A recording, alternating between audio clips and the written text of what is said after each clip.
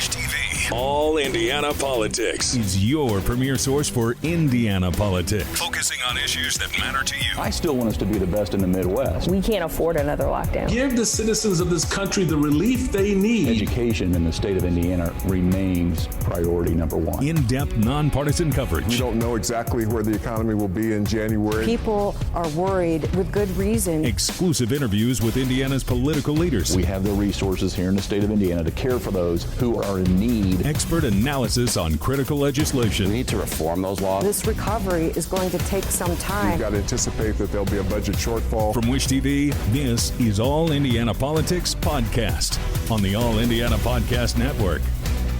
Good morning, everyone. Thank you for joining us for another edition of All Indiana Politics on this Sunday. And we start this morning with politics and the coronavirus. We're headed for another showdown in the General Assembly in about 24 hours. Brooke Martin is following that. Phil, that showdown involves Republican lawmakers set to override Governor Holcomb's veto of a bill restricting some local powers during emergencies. The bill is Senate Bill 5. The bill says local health departments cannot impose tougher restrictions than the state during a health emergency. For example, mask mandates or restaurant capacity. Instead, it would require those new restrictions be approved by a city or town council or a county commission. The measure easily passed the House and Senate after lockdowns issued during the pandemic last year. Governor Holcomb's veto is less than a week old. In his veto, he says the bill would undermine the successful balance of Indiana's pandemic response, restrict necessary flexibility in the law, and further undermine local responses to future public health emergencies. One thing that we learned over the course of the last year and a half is things shift and things move. So I don't want to give up that solid ground. I think the proof is in the pudding when you look at the numbers, when you look at our revenue, when you look at our reserves, when you look at our job growth. These local health officials were heroic and went days without sleeping, doing their job so that they could help save lives. One thing that we learned is this requires cooperation and collaboration. It requires being able to turn on a dime. When the numbers shift and change, we got to work together. We worked with local officials, the state of Indiana, on an hourly basis all over the state. And so it's critically important that they do their job. I don't want to do anything that undermines our local health departments, our local health leaders to do their jobs. The head of Marion County's health department also praised that response this week. Dr. Virginia Kane has issued many of the health orders that some in the legislature have criticized for going too far. We've been grateful to Governor Holcomb, at least I've been grateful to Governor Holcomb, for continuing to allow local health authorities to set the guidelines that make sense for their communities. With all due respect to elected officials, it's better in the course of a public health crisis to have the experts making the recommendations and the decisions. If lawmakers vote to override the governor's veto, Senate Bill 5 immediately goes into effect. That means the Marion County health orders would no longer be in effect, including the mask mandate indoors and limits on indoor and outdoor capacity for places like bars and restaurants. The Indianapolis City County Council is set to meet Monday night. Council members could vote to put those orders back in place. Our All Indiana Politics team talked with Council President Bob Bosley. My focus and that of the council has been on the health and safety of Marion County residents. A safe reopening of our city, providing resources, obviously, for our small businesses, and continued expansion of convention business. So, as we're inviting folks from around the world, around the country, to Indy. And I think that we've been doing it right so far. Of all the cities in the country where March Madness could have been hosted, it was Indy. I mean, that by itself, I think, is incredibly significant. Our numbers are down, here in Marion County, especially for a city of our size. I would say that we have done I think, a very robust and very decent job in addressing the pandemic, responding incredibly quickly to it. I can't even remember the number of emergency meetings that we had, in the council, in order to help to fund, any number of actions to make it happen. And and those were bipartisan. So I would say that the rest of the country has shown us how well we've done. I would like to see Indianapolis back to normal by early summer, and that is folks, going back to their place of employment, walking our streets, conducting business, going to our shops. I have great hope and expectation that we will see that by early summer. The Indiana Senate will meet tomorrow at 1:30 for its override vote. The House session is set to begin at 2:30. The council meeting begins at 7 p.m. We'll be watching all three for you here on Wish TV and wishtv.com. Meanwhile, Republican lawmakers who sponsor the bill say that it's about making sure decisions by local health officials have public input and a way to keep them from going too far. During the last 13 months, the global pandemic we have come to know as COVID-19 has caused governments at every level to evaluate different rules, policies, procedures, regulations, and laws. The novel coronavirus has forced us to put these legislative platforms through sort of a stress test that most have never experienced before. Philosophically, I believe that when someone who is hired by a board, who is an extension and appointed by an elected body, are empowered to such a level to impose mandates, business closures, and fines, there must be a structural check and balance in place. Through the litmus test of this pandemic, it has revealed many weaknesses and areas of focus in some of our jurisdictional powers of different political and even bureaucratic and appointed positions. This language was not born out of conflict between myself or any local health departments. This language is not a knee-jerk reaction or a combative response to any enforcement action. The vast majority of our local health boards and local health officers have conducted themselves with unparalleled professionalism throughout this unprecedented time, and simply they're heroes. Senate Bill 5 simply creates a structural check and balance on a position that has unparalleled authority under these emergency orders. Senate Bill 5 ensures Hoosier. Well, the head of Indiana's election talks about election integrity, seeking for more years on the job, and if she believes the 2020 election was stolen from Donald Trump. Our exclusive interview next on All Indiana Politics. Welcome back to All Indiana Politics. We turn to another office in the State House, Indiana's Secretary of State. Governor Holcomb naming Holly Sullivan to the role back in March, replacing Connie Lawson. Sullivan had served more than 6 years in the State House of Representatives, including as chair of the House Roads and Transportation Committee. The native of southwestern Indiana also says she will run for a full term as secretary in the 2022 election. And we welcome in Holly Sullivan now. Holly, good to see you. Thank you for being here. Let's start with the obvious question. Sure. Why do you want this job, and why do you want to retain it for another 4 years? Well, thank you, and thank you for having me. Absolutely, I'm running for another term, which would start as a full term in 2022. I think now more than ever, it is extremely important for Indiana to retain our elections here in Indiana to be managed by Hoosiers. So my top priority is to ensure that elections stay controlled by the state of Indiana here locally, and that they are secure, fair, and transparent. Perfect segue to my next question. Let's talk election integrity now. Sure. Are Indiana's elections safe? Absolutely. In 2020, Indiana experienced a fantastic voter turnout, the highest voter turnout since 1992. The election was run with no problems, 0 recounts, and no fraud. So we handled 2020 during a pandemic with date changes and an increase in voter turnout extremely well at the local level, and the state experienced a very transparent and safe, secure election. What would you change about Indiana's elections system right now? Right now, what we need to do is maintain Indiana's election system. You're that confident that it's that good? Okay. We are doing a great job in Indiana. There's a lot of noise nationally about election security and infrastructure. There's a lot of information coming into Hoosiers from other states, but the Hoosier experience run by Indiana has done a fantastic job. We can always increase securities as we will use this year with no elections, to make sure we're communicating with our local elected officials and increase where we need to. But we have cybersecurity in place. We'll continue to upgrade those just like we do with any other technology. How do you convince people here that the problems that we've seen or at least talked about in other places aren't happening here? And that's a great question. And the very first thing we did when I took office 8 weeks ago today was start a research project around the state of Indiana. We want to make sure we understand what Hoosiers are thinking about the election that they experienced in 2020, because most of this noise and most of the conversation around election security became after Hoosiers voted at the polls in Indiana.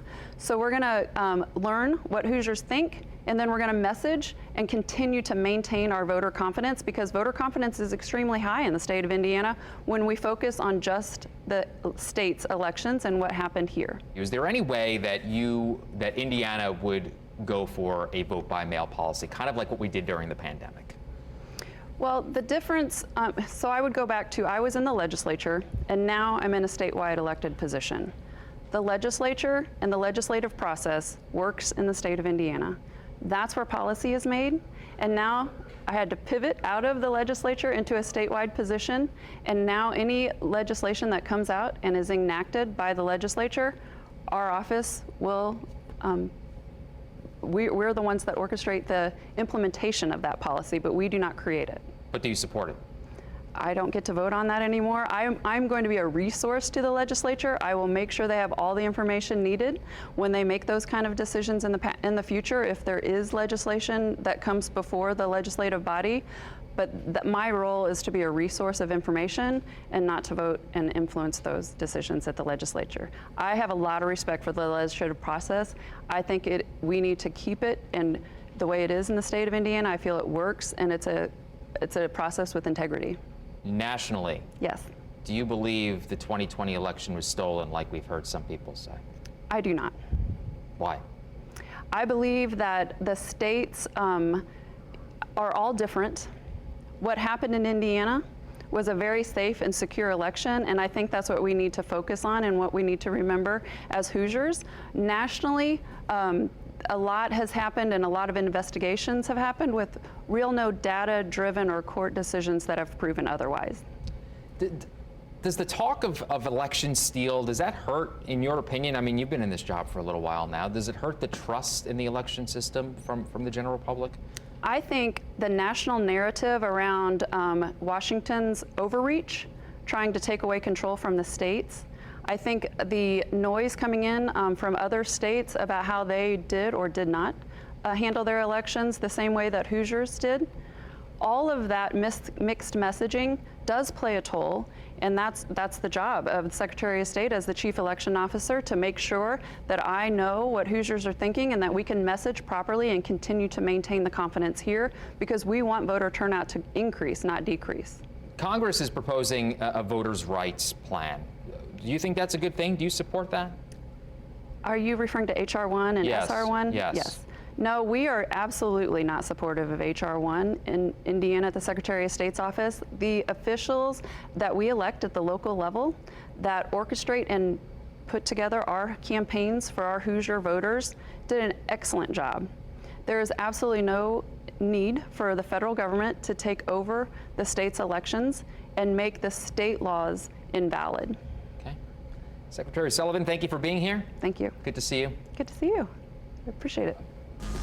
Welcome back to All Indiana Politics as we welcome back Republican Whitley Yates and Democrat Brian Gaddy. Good to see you both. Let's start with the battle in the House over the future of Liz Cheney. Republicans are likely to vote her out of her leadership position this week, coming after her public statements about Donald Trump, the 2020 election, and the riots at the Capitol. Whitley, I want to start with you here. What's the message from this vote? And is there any room for criticism of the former president from the GOP? Well, I think the message is that Republicans get to choose their own leadership. And if they don't feel like Liz Cheney is representative of their common voice, then they have the right to choose their leadership. I wish it wasn't at a time such as this when we could be focusing on what President Biden isn't doing. But at the same time, we need to have this united voice. And I think that them making this move at this time is necessary for the party to move forward. Brian, your thoughts on Cheney? Well, the problem is that Congresswoman Liz Cheney believes in telling the truth about former President Donald Trump. He did cite the insurrection, the mob, on January 6th. He did spread the big lie that the election was stolen from him. And Congresswoman Cheney is not going to go along with his lies. So because of that, she's being punished by her fellow Republicans. It's really sad. Whitley, your response to that. Is she being punished? I don't think she's being punished at all. I think that there's been issues with Liz Cheney in the past, and I personally feel like this is just the icing on top of the cake. Why are we focused on the past president when we have a president in office now who's packing infrastructure bills filled with things that have nothing to do with infrastructure, when the jobs report is terrible, unemployment is up, and we're not on the road to recovery as he'd like to think? Like, we need a unified message, and we have to stay focused on what's happening right now. Whitley, this could also elevate a Hoosier Representative Jackie Walorski to a leadership role, right? Absolutely. I think that Indiana Republicans have no shortage of a bench to be able to fill that position, whether that be Congresswoman Walorski or Bouchon or Baird. I'm excited to see how this better positions Indiana in leadership in D.C. Brian, I want to turn to you now. We've talked already this morning about the legislature's votes on Monday. This will be the third and possibly fourth veto overrides this session. It's hard to recall a time where the legislature has overridden a governor of the same party as often in one session. Well, it is. I mean, it's just another example of there's just a strong element within the Republican Party that doesn't believe that the coronavirus is something that we should take seriously. And this will be surprising coming from me as a Hoosier Democrat, but I think Governor Eric Holcomb has done a great job for getting our state prepared for this pandemic. But the problem is, even though he has exerted strong executive leadership, too many people in his own party are not supporting him. And it's just really a crying shame that you have too many people in the Republican Party that will not support our governor. So I know it's surprising, but I do believe that Eric Holcomb has done a great job in that regard. So hopefully his veto will not be overridden. Whitley? Well, I have to agree with Brian that Governor Eric Holcomb has done a phenomenal job. But isn't this what democracy is? Our representatives are elected to represent their people. And if this is something that their constituency does not believe in, why would they just walk in step because he's within the same party? Unfortunately, that's what the Democrats do here in the city of Indianapolis, but that's not how representation or democracy works. And so we have to allow this system to play out, and this is how it will play out. And I'm actually very proud because it shows that we're not a monolithic group of people who are all going to think the same and just do what we think is best because it makes the party look good, but we're representing our people. Brian, you heard that interview that we just had with Secretary of State Holly Sullivan. Your thoughts on what she had to say? Well, she once again, she exposed the fact that former President Trump was spreading the big lie. She doesn't believe that the election was stolen. She's a Republican, so she doesn't believe that. So hopefully the Republican Party won't censor her like they almost did Senator Romney out in Utah. This is a big problem in the Republican Party. If you don't go along with the big lie from former President Trump, if you don't support mandates with mask mandates or fighting the coronavirus, you're a pariah in that party. And it's just really a sad thing that they just really won't take the coronavirus seriously, or they won't stop promulgating the big lie from former President Trump. So I'm glad she actually had the courage to stand up and say that the 2020 election was not stolen. Hopefully she won't be censored by the Indiana Republican Party. Whitley, you have 1 more minute left. Your response. We're not going to censor anyone who's out here telling the truth. We are not Democrats. I think Holly Sullivan and her new position as Secretary of State is a great and phenomenal choice. I believe that she will continue to keep our elections safe and secure. And I think that Republicans in Indiana have consistently driven coronavirus relief, aid, and response at an all-time level, and we will continue to do that consistently. Well, Panel, the fact is, we're out of time, Brian. Both Sorry, good senators discussion, voted guys. against the package. All right, fair enough. Next time, we'll see you. Thank you. We'll be right back. Thank you. Thank you for joining us for All Indiana Politics on this Sunday. We'll be back here next Sunday morning, 9:30, right here on Wish TV. Have a great rest of your weekend. From Wish TV, this is All Indiana Politics Podcast on the All Indiana Podcast Network. Watch All Indiana Politics live Sunday mornings at 9:30 on Wish TV and at wishtv.com. Subscribe to this podcast and listen weekly here on the All Indiana Podcast Network. And be sure to discover even more great podcasts at allindianapodcastnetwork.com.